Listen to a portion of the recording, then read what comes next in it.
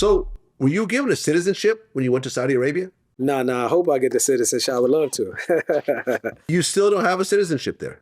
Saudi is one of the countries very hard. Most Arab countries, it's very difficult to get a citizenship for foreigners or people from outside. Because here it's a country of tribalism. The people who already been here, originally people from this land.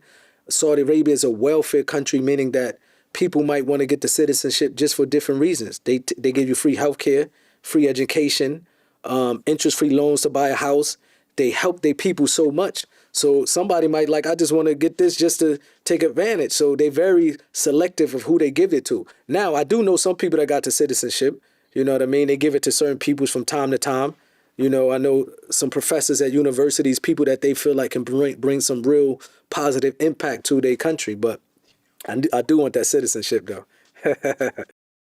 Okay, but you have multiple businesses in Saudi and still don't have a citizenship? Yes, just like majority of the foreigners who have multiple businesses here, they don't have a citizenship. I have a foreign investment license. So for a foreigner to do business in Saudi Arabia, you must get a foreign investment license.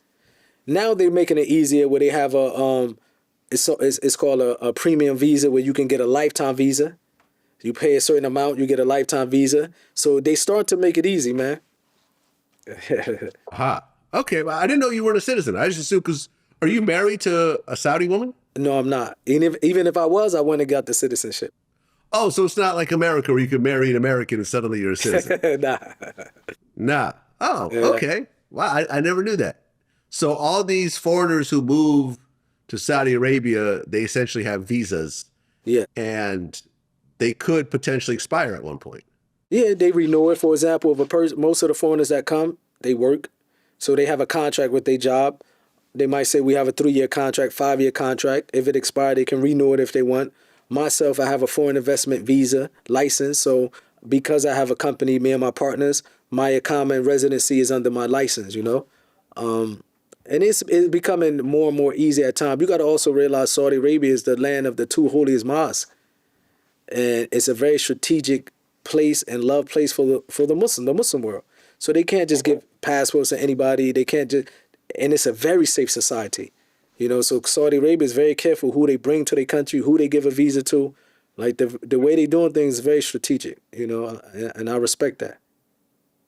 Well, women were just recently allowed to drive in Saudi Arabia, right? I believe like 10 years now, if I'm not mistaken. 2017? 2017, yes.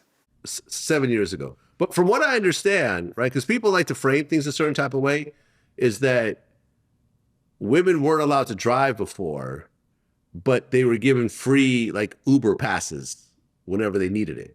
There was some situations where the government was paying a woman to go to work Uber. I remember that time when I was living in Saudi when they was doing it. A lot of people got to understand it was a cultural thing. Saudi Arabia people, for example, when it comes to the woman and their family, they're very hands-on.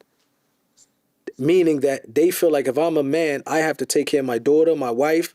I'm going to drive around. So it became a cultural thing where they made sure the woman here was treated like princesses before they was driving. If the father couldn't do it, they have a chauffeur, man, driving. Like majority of the women was sitting in the back, their own driver. So they was really hands-on with the woman folks.